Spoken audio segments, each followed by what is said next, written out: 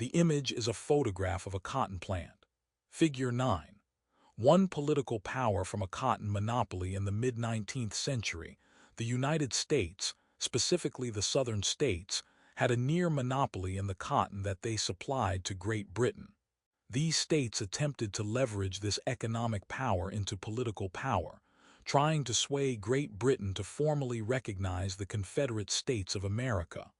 Credit: Modification of Cotton by Ashley/Flicker, CC by 20.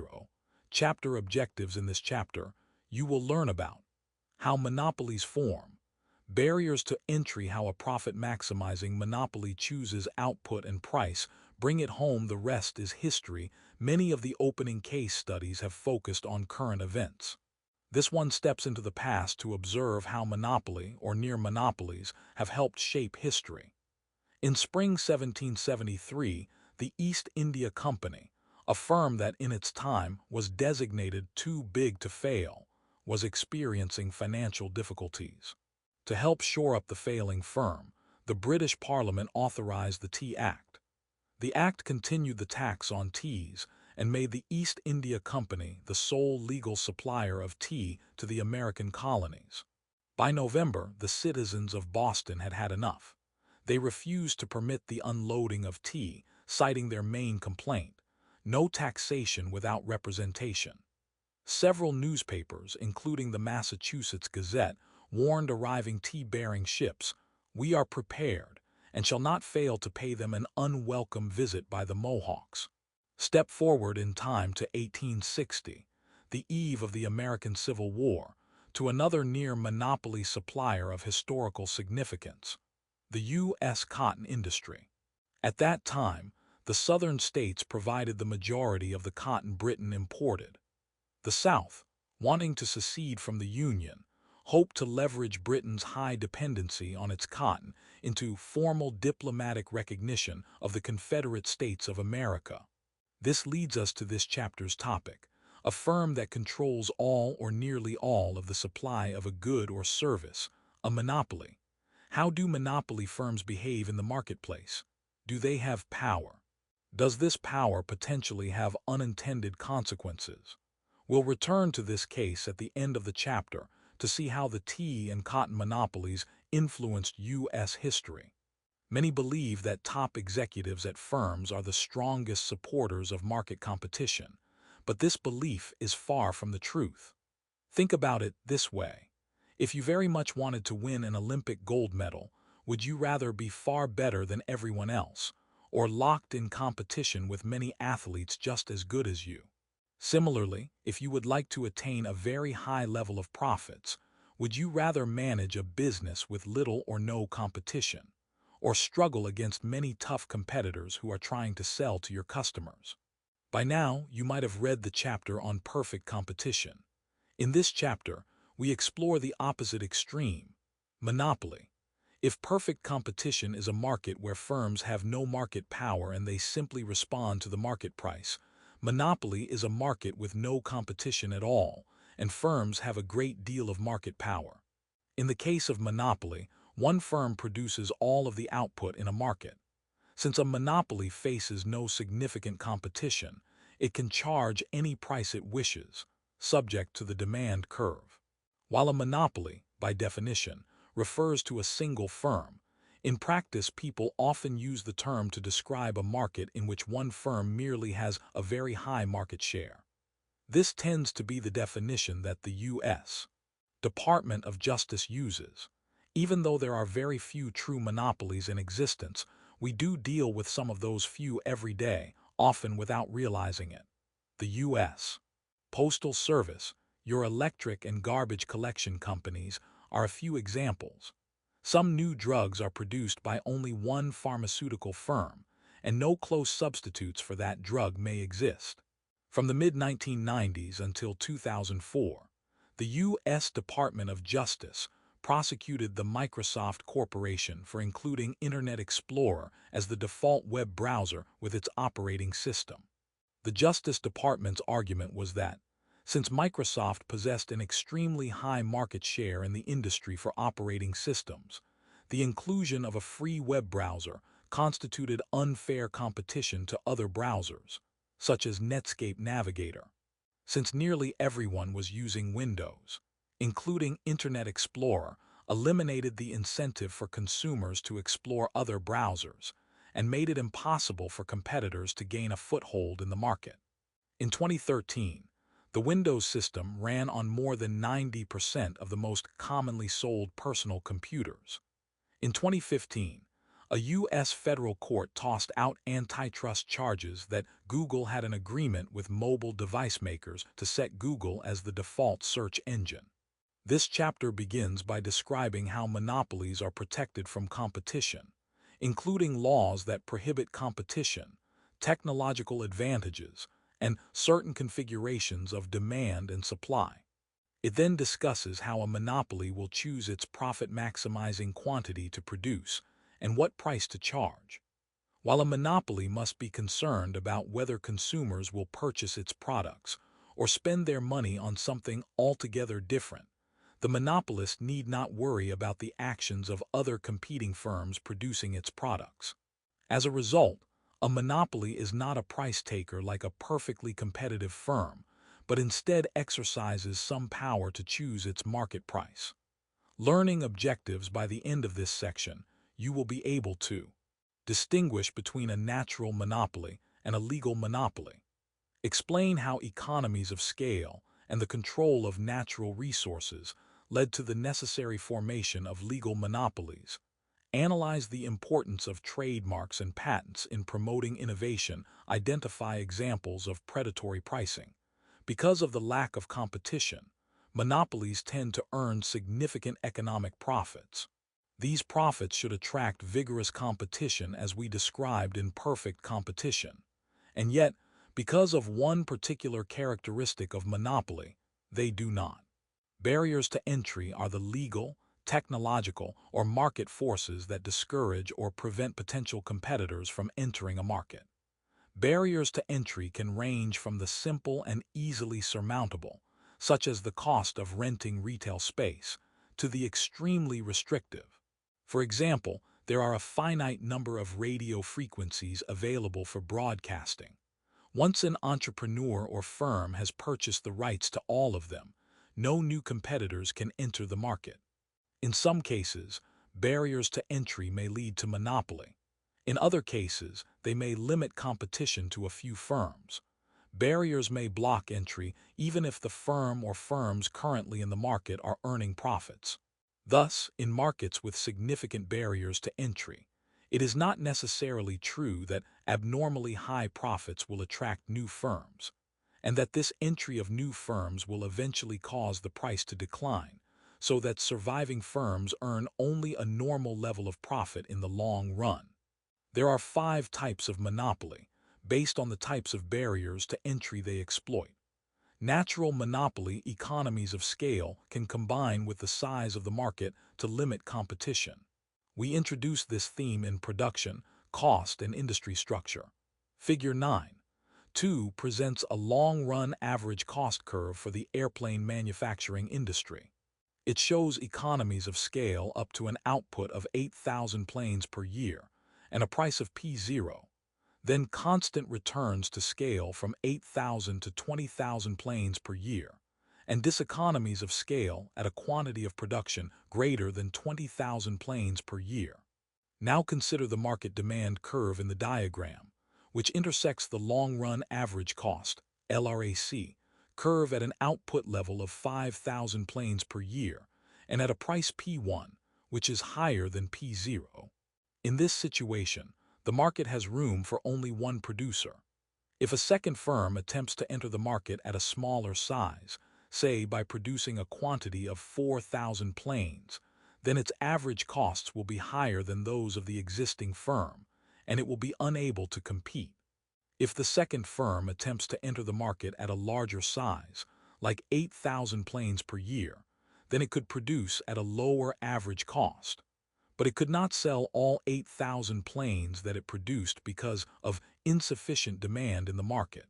This graph illustrates a demand curve intersecting a U-shaped long-run average cost curve. The y-axis measures price and cost, and x-axis measures output. The demand curve intersects the cost curve on its downward sloping part, before the bottom of the curve, where cost is minimized. Because of this intersection point, this graph shows a natural monopoly. Figure 9, two economies of scale and natural monopoly in this market. The demand curve intersects the long-run average cost, LRAC curve at its downward sloping part. A natural monopoly occurs when the quantity demanded is less than the minimum quantity it takes to be at the bottom of the long-run average cost curve. Economists call this situation when economies of scale are large relative to the quantity demanded in the market, a natural monopoly. Natural monopolies often arise in industries where the marginal cost of adding an additional customer is very low, once the fixed costs of the overall system are in place. This results in situations where there are substantial economies of scale.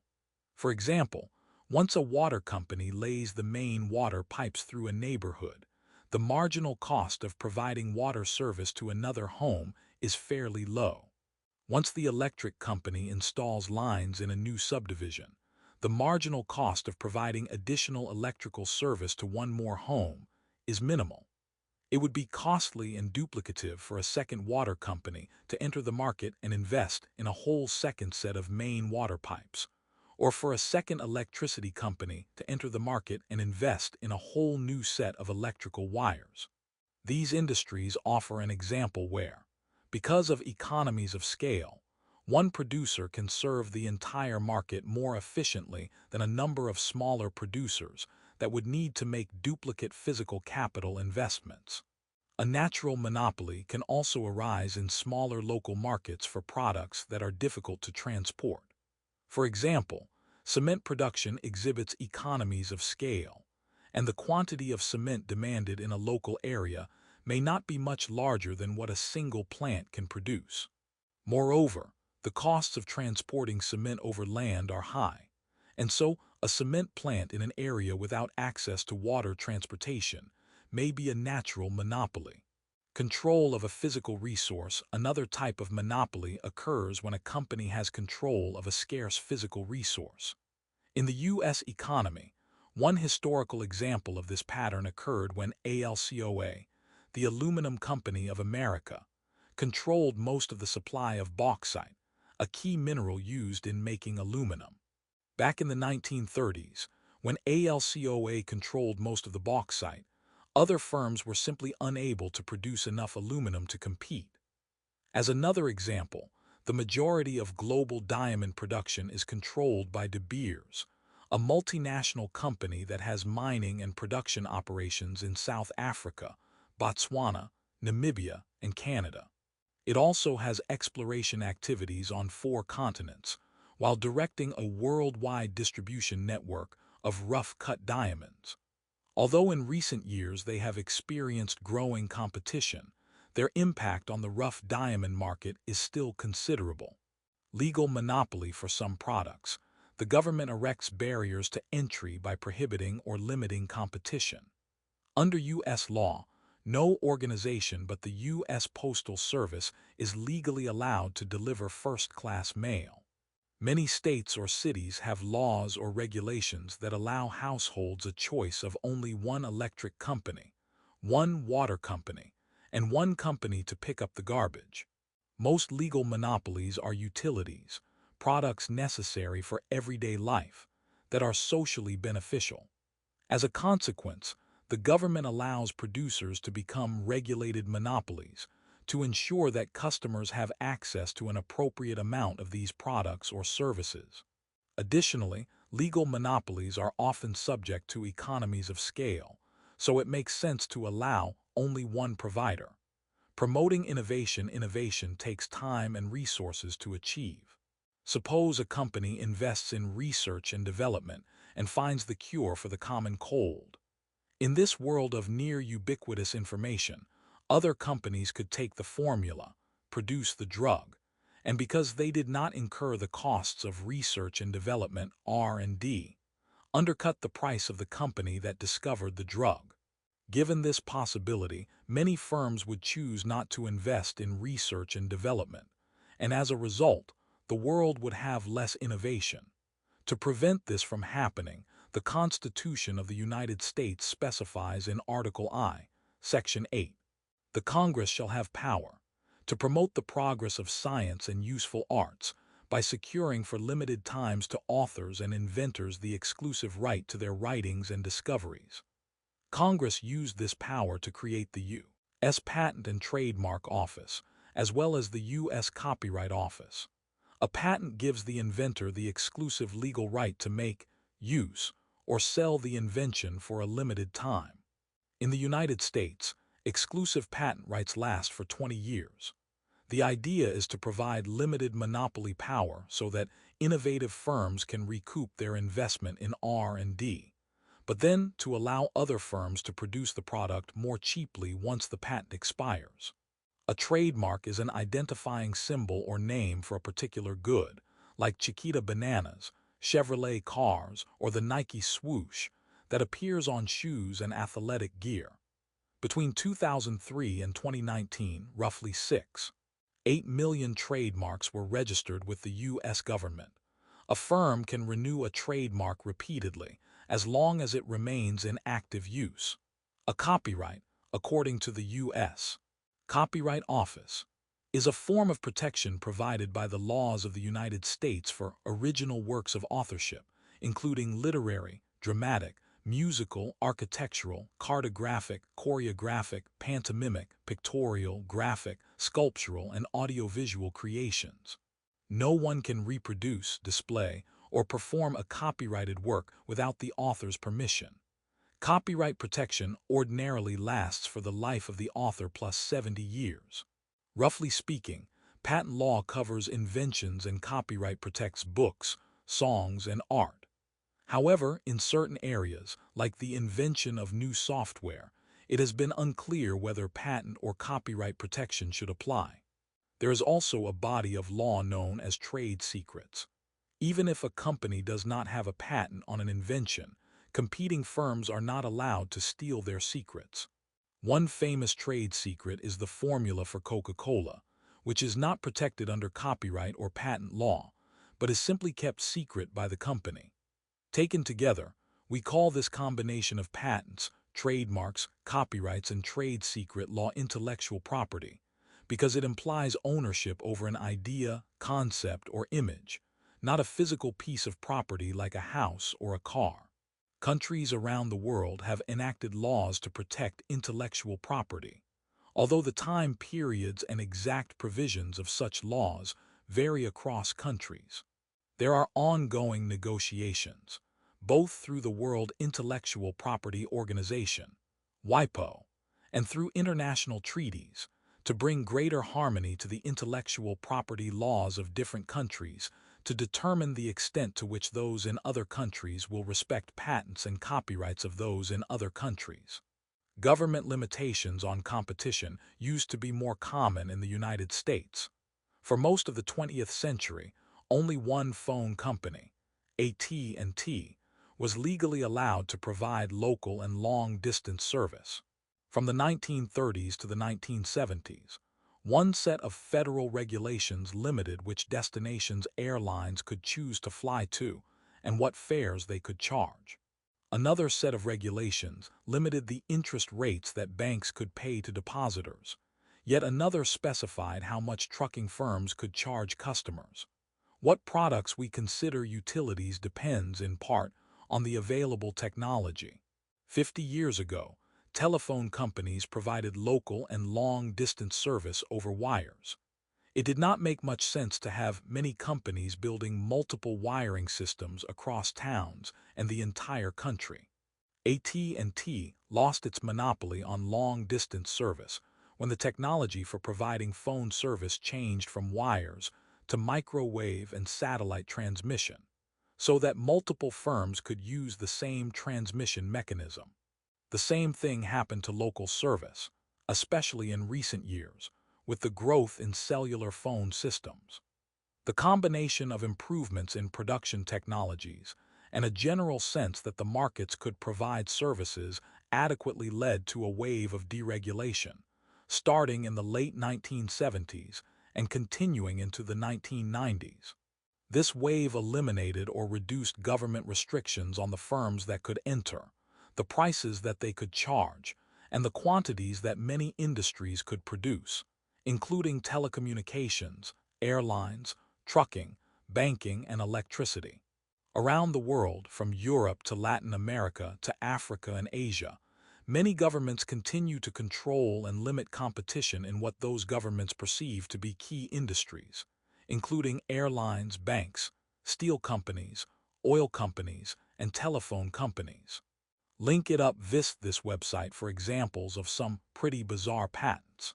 Intimidating potential competition businesses have developed a number of schemes for creating barriers to entry by deterring potential competitors from entering the market. One method is known as predatory pricing, in which a firm uses the threat of sharp price cuts to discourage competition. Predatory pricing is a violation of U.S. antitrust law, but it is difficult to prove. Consider a large airline that provides most of the flights between two particular cities. A new, small startup airline decides to offer service between these two cities. The large airline immediately slashes prices on this route to the bone, so that the new entrant cannot make any money. After the new entrant has gone out of business, the incumbent firm can raise prices again. After the company repeats this pattern once or twice, potential new entrants may decide that it is not wise to try to compete. Small airlines often accuse larger airlines of predatory pricing. In the early 2000s, for example, ValueJet accused Delta of predatory pricing, Frontier accused United, and Reno Air accused Northwest. In 2015, the Justice Department ruled against American Express and MasterCard for imposing restrictions on retailers that encouraged customers to use lower swipe fees on credit transactions. In some cases, large advertising budgets can also act as a way of discouraging the competition. If the only way to launch a successful new national cola drink is to spend more than the promotional budgets of Coca-Cola and Pepsi-Cola, not too many companies will try. A firmly established brand name can be difficult to dislodge. Summing up barriers to entry, Table 9.1 lists the barriers to entry that we have discussed. This list is not exhaustive, since firms have proved to be highly creative in inventing business practices that discourage competition. When barriers to entry exist, perfect competition is no longer a reasonable description of how an industry works. When barriers to entry are high enough, monopoly can result. Barrier to entry government role. Example: natural monopoly government often responds with regulation or ownership. Water and electric companies' control of a physical resource. No De Beers for diamonds. Legal monopoly. Yes. Post office. Past regulation of airlines and trucking. Patent, trademark, and copyright. Yes. Through protection of intellectual property. New drugs or software, intimidating potential competitors. Somewhat predatory pricing. Well-known brand names. Table 9.1 Barriers to entry. Learning objectives. By the end of this section, you will be able to explain the perceived demand curve for a perfect competitor and a monopoly, analyze a demand curve for a monopoly and determine the output that maximizes profit and revenue, calculate marginal revenue and marginal cost, explain allocative efficiency. As it pertains to the efficiency of a monopoly, consider a monopoly firm comfortably surrounded by barriers to entry, so that it need not fear competition from other producers. How will this monopoly choose its profit-maximizing quantity of output, and what price will it charge? Profits for the monopolist, like any firm, will be equal to total revenues minus total costs. We can analyze the pattern of costs for the monopoly within the same framework as the costs of a perfectly competitive firm. That is, by using total cost, fixed cost, variable cost, marginal cost, and average variable cost. However, because a monopoly faces no competition, its situation and its decision process will differ from that of a perfectly competitive firm. The Clear It Up feature discusses how hard it is sometimes to define market in a monopoly situation. Demand curves perceived by a perfectly competitive firm, and by a monopoly, a perfectly competitive firm acts as a price taker. So we calculate total revenue taking the given market price and multiplying it by the quantity of output that the firm chooses. The demand curve as it is perceived by a perfectly competitive firm appears in Figure 9.3a. The flat perceived demand curve means that, from the viewpoint of the perfectly competitive firm, it could sell either a relatively low quantity like QL or a relatively high quantity like QH at the market price P. The left graph shows perceived demand for a perfect competitor as a straight, horizontal line. The right graph shows perceived demand for a monopolist as a downward-sloping curve. Figure 9.3. The perceived demand curve for a perfect competitor and a monopolist. A perfectly competitive firm perceives the demand curve that it faces to be flat. The flat shape means that the firm can sell either a low quantity QL or a high quantity QH at exactly the same price P. A monopolist perceives the demand curve that it faces to be the same as the market demand curve, which for most goods is downward sloping. Thus, if the monopolist chooses a high level of output QH, it can charge only a relatively low price, pi. Conversely, if the monopolist chooses a low level of output QL, it can then charge a higher price, ph. The challenge for the monopolist is to choose the combination of price and quantity that maximizes profits. Clear it up. What defines the market? A monopoly is a firm that sells all or nearly all of the goods and services in a given market. However, what defines the market? In a famous 1947 case, the federal government accused the DuPont company of having a monopoly in the cellophane market, pointing out that DuPont produced 75% of the cellophane in the United States. DuPont countered that even though it had a 75% market share in cellophane, it had less than a 20% share of the flexible packaging materials, which includes all other moisture-proof papers, films, and foils. In 1956, after years of legal appeals, the U.S. Supreme Court held that the broader market definition was more appropriate, and it dismissed the case against DuPont. Questions over how to define the market continue today.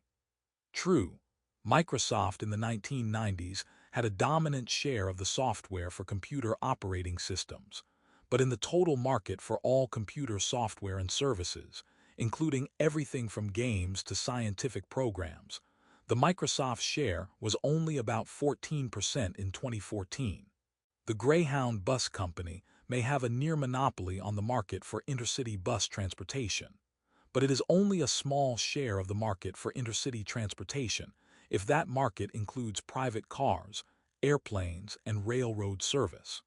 De Beers has a monopoly in diamonds, but it is a much smaller share of the total market for precious gemstones and an even smaller share of the total market for jewelry. A small town in the country may have only one gas station. Is this gas station a monopoly? Or does it compete with gas stations that might be 5, 10, or 50 miles away? In general, if a firm produces a product without close substitutes, then we can consider the firm a monopoly producer in a single market. However, if buyers have a range of similar, even if not identical, options available from other firms, then the firm is not a monopoly. Still, arguments over whether substitutes are close or not close can be controversial. While a monopolist can charge any price for its product, nonetheless the demand for the firm's product constrains the price. No monopolist, even one that is thoroughly protected by high barriers to entry, can require consumers to purchase its product. Because the monopolist is the only firm in the market, its demand curve is the same as the market demand curve, which is, unlike that for a perfectly competitive firm, downward sloping. Figure 9.3 illustrates this situation. The monopolist can either choose a point like R with a low price PL and high quantity QH, or a point like S with a high price PH and a low quantity QL, or some intermediate point. Setting the price too high will result in a low quantity sold and will not bring in much revenue. Conversely, setting the price too low may result in a high quantity sold, but because of the low price, it will not bring in much revenue either. The challenge for the monopolist is to strike a profit-maximizing balance between the price it charges and the quantity that it sells. However, why isn't the perfectly competitive firm's demand curve also the market demand curve? See the following Clear It Up feature for the answer to this question. Clear it up. What is the difference between perceived demand and market demand? The demand curve as perceived by a perfectly competitive firm is not the overall market demand curve for that product. However, the firm's demand curve as perceived by a monopoly is the same as the market demand curve. The reason for the difference is that each perfectly competitive firm perceives the demand for its products in a market that includes many other firms. In effect, the demand curve perceived by a perfectly competitive firm is a tiny slice of the entire market demand curve. In contrast, a monopoly perceives demand for its product in a market where the monopoly is the only producer. Total cost and total revenue for a monopolist. We can illustrate profits for a monopolist with a graph of total revenues and total costs, with the example of the hypothetical health pill firm in Figure 9.4. The total cost curve has its typical shape that we learned about in production, costs, and industry structure, and that we used in perfect competition. That is, total costs rise and the curve grows steeper as output increases, as the final column of Table 9.2 shows. The graph shows total cost as an upward-sloping line and total revenue as a curve that rises then falls. The two curves intersect at two different points. Figure 9.4 total revenue and total cost for the health pill monopoly. Total revenue for the monopoly firm called health pill first rises, then falls. Low levels of output bring in relatively little total revenue because the quantity is low. High levels of output bring in relatively less revenue because the high quantity pushes down the market price. The total cost curve is upward sloping. Profits will be highest at the quantity of output where total revenue is most above total cost. The profit-maximizing level of output is not the same as the revenue-maximizing level of output, which should make sense, because profits take costs into account and revenues do not. Quantity Q price P total revenue TR total cost TC 11, 201, 200 500 21, 102, 200 753 1, 03, 01, 04 903, 601, 255 804, 01, 656 704, 202, 507 604, 204, 08 504, 06, 400 Table 9.2 total costs and total revenues of health pill. Total revenue, though, is different. Since a monopolist faces a downward sloping demand curve, the only way it can sell more output is by reducing its price.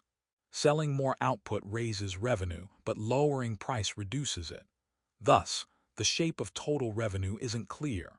Let's explore this using the data in Table 9.2, which shows quantities along the demand curve and the price at each quantity demanded, and then calculates total revenue by multiplying price times quantity at each level of output.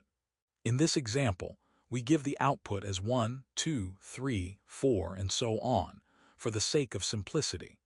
If you prefer a dash of greater realism, you can imagine that the pharmaceutical company measures these output levels and the corresponding prices per 1,000 or 10,000 pills.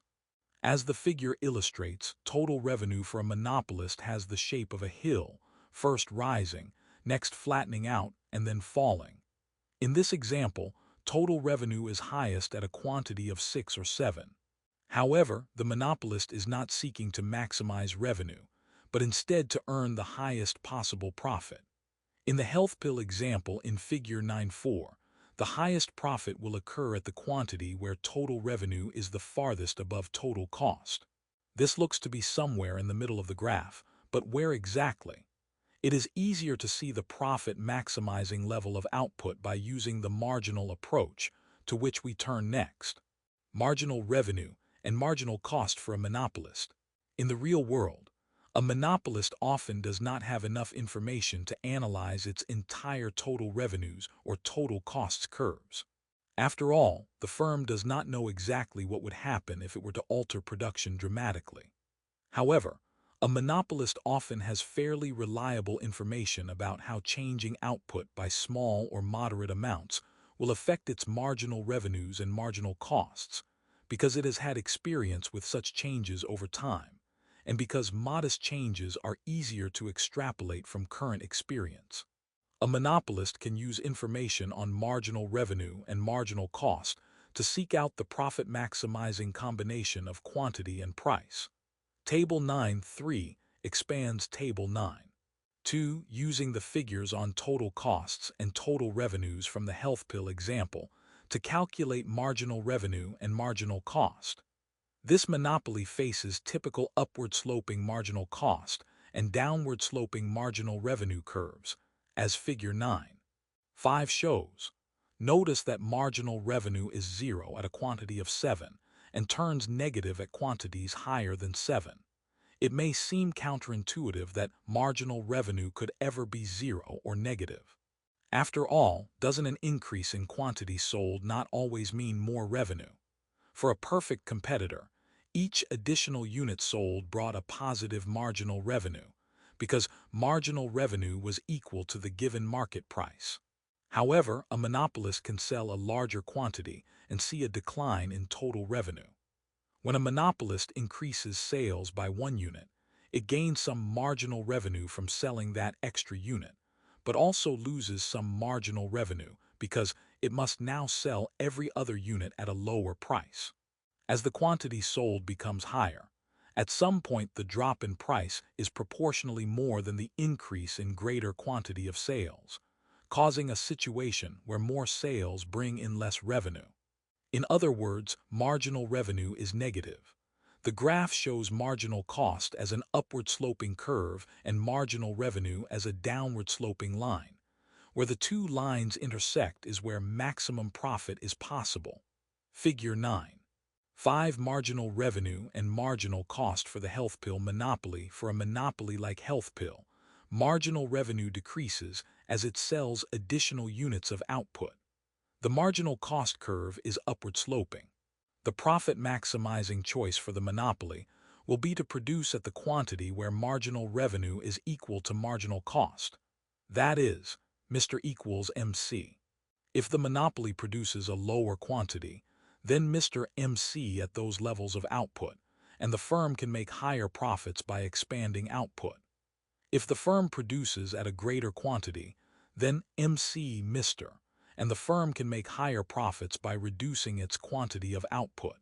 Quantity, Q total revenue, TR marginal revenue, Mr. total cost, TC marginal cost, MC, 201, 200 500 500, 201, 000, 775 275, 33 801, 225, 43 600 601, 250 250, 54 401, 650 400, 64 200 202, 500 850, 74 200 04, 0001 500, 84000, 206, 402 400. Table 9. 3 Costs and revenues of health pill. A monopolist can determine its profit-maximizing price and quantity by analyzing the marginal revenue and marginal costs of producing an extra unit.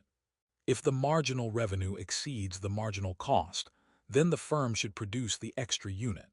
For example, at an output of 4 in Figure 9.5, marginal revenue is 600 and marginal cost is 250, so producing this unit will clearly add to overall profits. At an output of 5, marginal revenue is 400 and marginal cost is 400. So producing this unit still means overall profits are unchanged. However, expanding output from 5 to 6 would involve a marginal revenue of 200 and a marginal cost of 850, so that sixth unit would actually reduce profits. Thus, the monopoly can tell from the marginal revenue and marginal cost, that of the choices in the table, the profit-maximizing level of output is 5. The monopoly could seek out the profit-maximizing level of output by increasing quantity by a small amount, calculating marginal revenue and marginal cost, and then either increasing output as long as marginal revenue exceeds marginal cost or reducing output if marginal cost exceeds marginal revenue. This process works without any need to calculate total revenue and total cost. Thus, a profit-maximizing monopoly should follow the rule of producing up to the quantity where marginal revenue is equal to marginal cost. That is, Mr. equals MC. This quantity is easy to identify graphically, where Mr. and MC intersect. Work it out. Maximizing profits. If you find it counterintuitive that producing where marginal revenue equals marginal cost will maximize profits, working through the numbers will help. Step 1.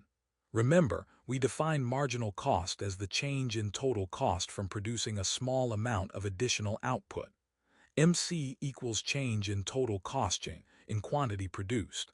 Step 2. Note that in Table 9.3, as output increases from 1 to 2 units, total cost increases from $500 to $775. As a result, the marginal cost of the second unit will be MC $775, 5001, $275. Step 3. Remember that, similarly, marginal revenue is the change in total revenue from selling a small amount of additional output. Mr. equals change in total revenue chain in quantity sold. Step 4. Note that in Table 9.3, as output increases from 1 to 2 units, total revenue increases from $1,200 to $2,200. As a result, the marginal revenue of the second unit will be Mr. $2,200, $12,001, $1,000. Quantity. Q. Marginal revenue. Mr. Marginal cost. MC. Marginal profit. MP. Total profit. P. 1 200 500 700 700 2 1 0 0 0 275 725 1 425 3 800 225 575 2 0 4 600 250 352 350 5 400 400 0 2 350 6 200 850 minus 651 700 701 500 minus 1 500 200 8 minus 202 400 minus 2 600 minus 2 400. Table 9. 4. Marginal revenue, marginal cost, marginal and total profit. Table 9. 4 repeats the marginal cost and marginal revenue data from Table 9.3 and adds 2 more columns. Marginal profit is the profitability of each additional unit sold. We define it as marginal revenue minus marginal cost. Finally, total profit is the sum of marginal profits. As long as marginal profit is positive, producing more output will increase total profits. When marginal profit turns negative, producing more output will decrease total profits. Total profit is maximized where marginal revenue equals marginal cost. In this example, maximum profit occurs at 5 units of output. A perfectly competitive firm will also find its profit-maximizing level of output where Mr. equals MC. The key difference with a perfectly competitive firm is that, in the case of perfect competition, marginal revenue is equal to price, Mr. equals P. While for a monopolist, marginal revenue is not equal to the price, because changes in quantity of output affect the price. Illustrating monopoly profits. It is straightforward to calculate profits of given numbers for total revenue and total cost. However, the size of monopoly profits can also be illustrated graphically with Figure 9.6, which takes the marginal cost and marginal revenue curves from the previous exhibit and adds an average cost curve and the monopolist's perceived demand curve. Table 9.5 shows the data for these curves. Quantity, Q demand, P marginal revenue, Mr marginal cost, MC average cost, AC 1 201, 200 500 500, 21 101, 0 0 0 275 388, 31 0 0 0 800 225 333, 4 900 600 250 313, 5 800 400 400 330, 6 700 200 850 417, 7 600 01, 500 571, 8 500 202 400 800. Table 9.5. The graph shows revenues and profits for the monopolist at the profit maximizing level of output. Figure 9.6 illustrating profits at the health pill monopoly. This figure begins with the same marginal revenue and marginal cost curves from the health pill monopoly from Figure 9.5. It then adds an average cost curve and the demand curve that the monopolist faces. The health pill firm first chooses the quantity where Mr equals MC. In this example, the quantity is 5. The monopolist then decides what price to charge by looking at the demand curve it faces. The large box, with quantity on the horizontal axis and demand, which shows the price on the vertical axis, shows total revenue for the firm. The lighter shaded box, which is quantity on the horizontal axis and average cost of production on the vertical axis, shows the firm's total costs. The large total revenue box minus the smaller total cost box leaves the darkly shaded box that shows total profits. Since the price charged is above average cost, the firm is earning positive profits. Figure 9.7 illustrates the three-step process where a monopolist selects the profit-maximizing quantity to produce, decides what price to charge, determines total revenue, total cost, and profit. Step 1. The monopolist determines its profit-maximizing level of output. The firm can use the points on the demand curve D to calculate total revenue, and then, based on total revenue, calculate its marginal revenue curve. The profit-maximizing quantity will occur where Mr equals MC, or at the last possible point before marginal costs start exceeding marginal revenue. On Figure 9.6, Mr equals MC occurs at an output of 5. Step 2. The monopolist decides what price to charge. The monopolist will charge what the market is willing to pay. A dotted line drawn straight up from the profit-maximizing quantity to the demand curve shows the profit-maximizing price which, in Figure 9.6, is $800. This price is above the average cost curve, which shows that the firm is earning profits. Step 3. Calculate total revenue, total cost, and profit. Total revenue is the overall shaded box, where the width of the box is the quantity sold and the height is the price. In Figure 9.6, this is 5x $800 equals $4,000. In Figure 9.6, the bottom part of the shaded box, which is shaded more lightly, shows total costs. That is, quantity on the horizontal axis, multiplied by average cost on the vertical axis, or 5x $330 equals $1,650.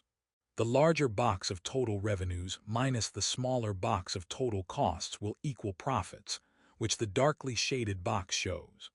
Using the numbers gives $4,000, $1,650 equals $2,350. In a perfectly competitive market, the forces of entry would erode this profit in the long run. However, a monopolist is protected by barriers to entry. In fact, One obvious sign of a possible monopoly is when a firm earns profits year after year, while doing more or less the same thing, without ever seeing increased competition eroding those profits. The graph shows monopoly profits as the area between the demand curve and the average cost curve at the monopolist's level of output. Figure 9. 7. How a profit-maximizing monopoly decides price. In step 1, the monopoly chooses the profit-maximizing level of output Q1 by choosing the quantity where Mr. equals MC. In step 2, the monopoly decides how much to charge for output level Q1 by drawing a line straight up from Q1 to point R on its perceived demand curve. Thus, the monopoly will charge a price, P1. In step 3, the monopoly identifies its profit. Total revenue will be Q1 multiplied by P1. Total cost will be Q1 multiplied by the average cost of producing Q1, which point S shows on the average cost curve to be P2. Profits will be the total revenue rectangle minus the total cost rectangle, which the shaded zone in the figure shows. Clear it up. Why is a monopolist's marginal revenue always less than the price? The marginal revenue curve for a monopolist always lies beneath the market demand curve. To understand why, think about increasing the quantity along the demand curve by 1 unit, so that you take one step down the demand curve to a slightly higher quantity but a slightly lower price. A demand curve is not sequential. It is not that first we sell Q1 at a higher price and then we sell Q2 at a lower price. Rather, a demand curve is conditional. If we charge the higher price, we would sell Q1. If instead we charge a lower price on all the units that we sell, we would sell Q2. When we think about increasing the quantity sold by 1 unit, marginal revenue is affected in 2 ways. First, we sell 1 additional unit at the new market price. Second, all the previous units, which we sold at the higher price, now sell for less. Because of the lower price on all units sold, the marginal revenue of selling a unit is less than the price of that unit, and the marginal revenue curve is below the demand curve. Tip: for a straight-line demand curve, Mr. and demand have the same vertical intercept. As output increases, marginal revenue decreases twice as fast as demand, so that the horizontal intercept of Mr. is halfway to the horizontal intercept of demand. You can see this in the figure 9.8. The graph shows that the market demand curve is conditional, so the marginal revenue curve for a monopolist lies beneath the demand curve. Figure 9.8. The monopolist's marginal revenue curve versus demand curve. Because the market demand curve is conditional, the marginal revenue curve for a monopolist lies beneath the demand curve. The inefficiency of monopoly. Most people criticize monopolies because they charge too high a price. But what economists object to is that monopolies do not supply enough output to be allocatively efficient. To understand why a monopoly is inefficient, it is useful to compare it with the benchmark model of perfect competition. Allocative efficiency is an economic concept regarding efficiency at the social or societal level. It refers to producing the optimal quantity of some output, the quantity where the marginal benefit to society of 1 more unit just equals the marginal cost. The rule of profit maximization in a world of perfect competition was for each firm to produce the quantity of output where P equals MC, where the price P is a measure of how much buyers value the good and the marginal cost, MC, is a measure of what marginal units cost society to produce. Following this rule assures allocative efficiency. If P MC, then the marginal benefit to society, as measured by P, is greater than the marginal cost to society of producing additional units, and a greater quantity should be produced. However, in the case of monopoly, price is always greater than marginal cost at the profit-maximizing level of output, as you can see by looking back at figure 9.6. Thus, consumers do not benefit from a monopoly because it will sell a lower quantity in the market, at a higher price, than would have been the case in a perfectly competitive market. The problem of inefficiency for monopolies often runs even deeper than these issues, and also involves incentives for efficiency over longer periods of time. There are counterbalancing incentives here. On one side, firms may strive for new inventions and new intellectual property because they want to become monopolies and earn high profits, at least for a few years until the competition catches up. In this way, monopolies may come to exist because of competitive pressures on firms. However, once a barrier to entry is in place, a monopoly that does not need to fear competition can just produce the same old products in the same old way, while still ringing up a healthy rate of profit. John Hicks, who won the Nobel Prize for Economics in 1972, wrote in 1935, "The best of all monopoly profits is a quiet life." He did not mean the comment in a complimentary way. He meant that monopolies may bank their profits and slack off on trying to please their customers. When AT&T provided all of the local and long-distance phone service in the United States, along with manufacturing most of the phone equipment, the payment plans and types of phones did not change much. The old joke was that you could have any color phone you wanted, as long as it was black. However, in 1982, government litigation split up AT&T into a number of local phone companies, a long-distance phone company, and a phone equipment manufacturer. An explosion of innovation followed. Services like call waiting, caller ID, three-way calling, voicemail through the phone company, mobile phones, and wireless connections to the internet all became available. Companies offered a wide range of payment plans as well. It was no longer true that all phones were black. Instead, phones came in a wide variety of shapes and colors. The end of the telephone monopoly brought lower prices, a greater quantity of services, and also a wave of innovation aimed at attracting and pleasing customers. Bring it home. The rest is history. In the opening case, we presented the East India Company and the Confederate States as a monopoly or near monopoly provider of a good.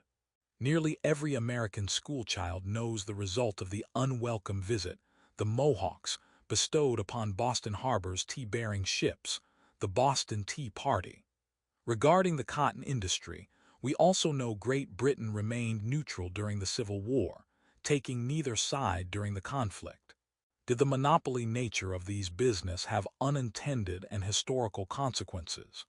Might the American Revolution have been deterred if the East India Company had sailed the tea-bearing ships back to England? Might the Southern states have made different decisions had they not been so confident King Cotton would force diplomatic recognition of the Confederate States of America? Of course, it is not possible to definitively answer these questions. We cannot roll back the clock and try a different scenario. We can, however, consider the monopoly nature of these businesses and the roles they played and hypothesize about what might have occurred under different circumstances. Perhaps if there had been legal free tea trade, the colonists would have seen things differently. There was smuggled Dutch tea in the colonial market. If the colonists had been able to freely purchase Dutch tea, they would have paid lower prices and avoided the tax. What about the cotton monopoly? With 1 in 5 jobs in Great Britain depending on Southern cotton and the Confederate States as nearly the sole provider of that cotton, why did Great Britain remain neutral during the Civil War? At the beginning of the war, Britain simply drew down massive stores of cotton. These stockpiles lasted until near the end of 1862.